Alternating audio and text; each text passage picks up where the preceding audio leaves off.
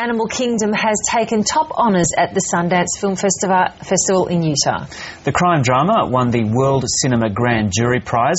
Writer and director David Michod joins us now from Los Angeles via Skype. David Michod, good morning. Congratulations. Thank you very much. Now, you'd been at Sundance, but you weren't there for the award presentation. What happened?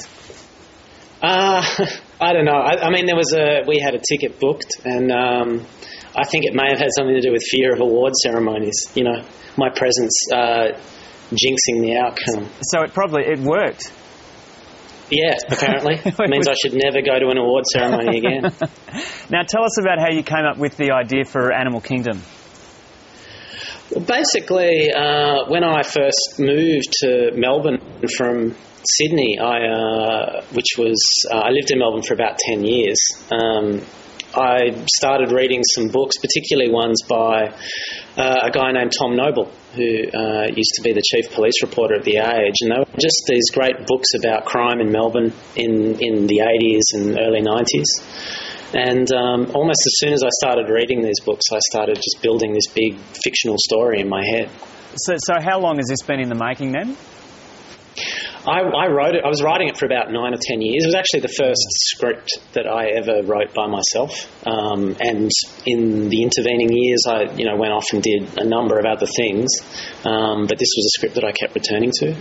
Now, you've been able to pull together a great Australian cast: Guy Pearce, Ben Mendelsohn, Jackie Weaver, and Joel Edgerton. How did you get them all interested? Well, I mean, some of them I knew already. So Joel I've known for a number of years and worked with before. Ben Mendelsohn I've known for quite a while, but have never worked with. But, I think one of the things that was most reassuring for me was that as soon as I started asking people to read the script and asking them to participate, people just started saying yes. And I think that was one of the first clear signs I had that people were responding to the material. And despite those responses and that keen interest from actors, you've been genuinely surprised at the response to the film so far. Yeah, well, I think it's that thing, especially when you're making a feature film, it's such a massive thing and it goes on for so long that it's very easy to lose perspective. You get locked in the bubble of the thing and you're almost treating it as a technical exercise, making sure that intuitively that works and that doesn't work. But it's not until you put it in front of people that you really get a sense of how well or otherwise it's working. And this was, Sundance was quite an amazing surprise. Yeah. Now, you are Sydney-based, I believe. Are you coming back to Australia soon?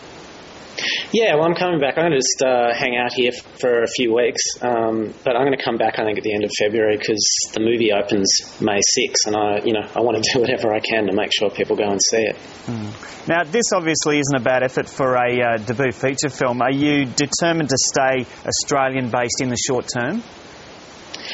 I have no desperate urge to, move to Los Angeles. I mean, I've got 100 Australian stories I'd like to tell.